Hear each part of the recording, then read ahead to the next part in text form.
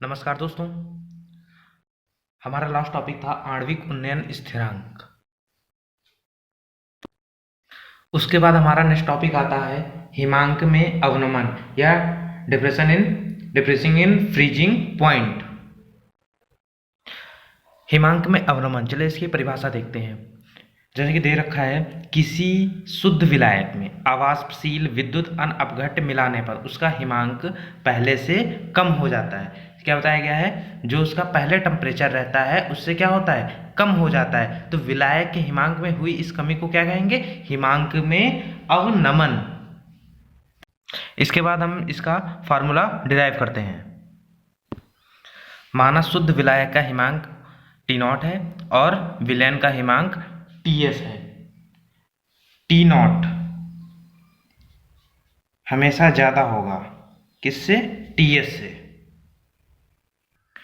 तब delta TF equal T0 minus TS। जो हमारा डेल्टा TF होता है वो डायरेक्टली प्रोपोर्शनल टू मोलैरिटी यानी मोलरता के वो अनुक्रमानुपाती होता है।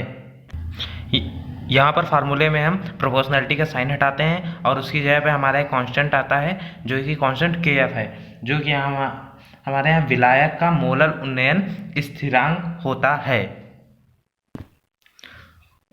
उसके बाद हम यहाँ मोलैरिटी का फार्मूला रख देंगे तो ये हमारा फार्मूला बनके तैयार हो जाएगा। Delta TF equal KF into small w into 1000 upon capital W into molecular weight.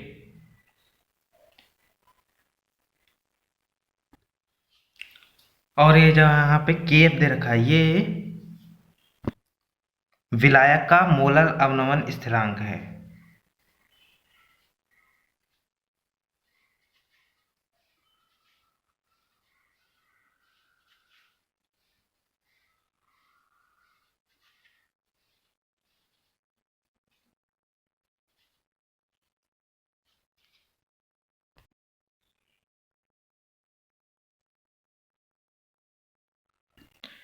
इसके बाद हमारी नेक्स्ट हेडिंग आती है मोलर अवनमन स्थिरांक, जो कि हमारी कोलिगेटिव प्रॉपर्टीज की लास्ट हेडिंग है।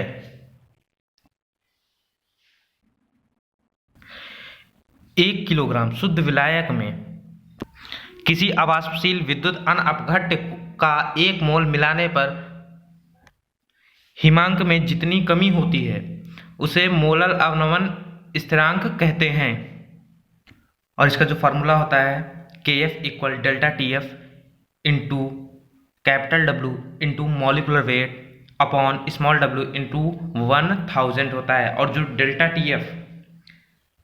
TF होता है वो T0 माइनस TS होता है।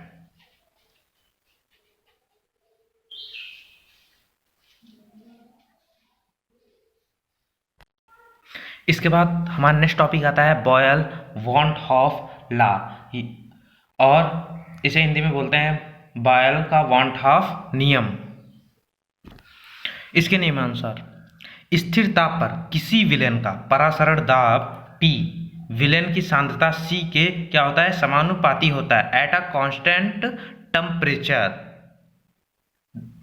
The pressure of the solution is directly proportional to concentration at a constant temperature.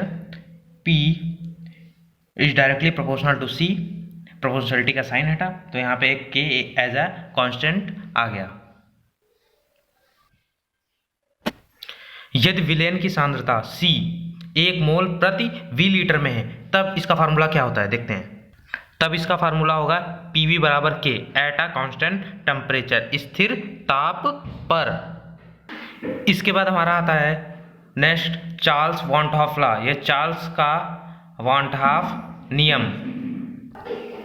इस नियम के अनुसार स्थिर सांद्रता पर किसी विलयन का परासरण दाब P परम ताप T के समानुपाती होता है। सांद्रता यानी concentration at a constant concentration. At a constant concentration P is directly proportional to T। यहाँ पर प्रोपोर्शनलिटी का साइन हटेगा और यहाँ पे एक कांस्टेंट आएगा जिसको हम K डैश से रिप्रेजेंट करेंगे। P बराबर K डैश T। इसके बाद हमारा नेक्स्ट टॉपिक आता है तन विलयनों के लिए वॉन्ट हाफ समीकरण। इस नियम में मेनली होता है क्या है, वॉन्ट हाफ समीकरण विलयन के परासरण दाब, आयतन और ताप में संबंध व्यक्त करते हैं, मतलब इन तीनों चीज में संबंध बताते हैं। यहाँ पर बॉयल के वॉन्ट हाफ समीकरण के अनुसार क्या होता है, P is directly proportional to C। उसके बाद आता है चार्ल्स के वॉन्ट हाफ समीकरण के अनुसार, या फिर आप लिख सकते हैं बॉयल के नियम के अनुसार या चार्ल्स के वॉन्ट हाफ नियम के अनुसार क्या होता है, P is directly proportional to T। Boyle के नियम वाली इक्वेशन को इक्वेशन फर्स्ट बना लेते हैं और नीचे वाली इक्वेशन को इक्वेशन सेकंड बना देते हैं। तब समीकरण 1 व 2 से क्या लिख सकते हैं, P is directly proportional to C and T।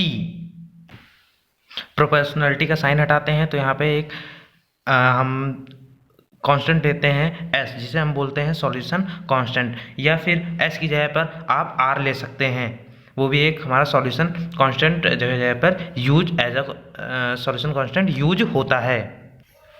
C को हम N/V लिख सकते हैं, तब हमारा PV इक्वल NST आ जाता है। टेकिंग S इक्वल R, हम यहाँ पर S बराबर R ले रहे हैं, तब हमारा फॉर्मूला क्या आता है, PV इक्वल NRT। यही हमारा तन विलयनों के लिए वॉन्ट हाफ समीकरण होता है।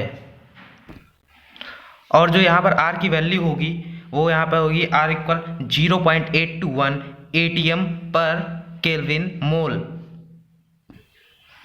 और यहाँ पर CGS पद्धति में इसकी यूनिट क्या होगी, 8.314 × 10⁷ अर्ग पर केल्विन मोल।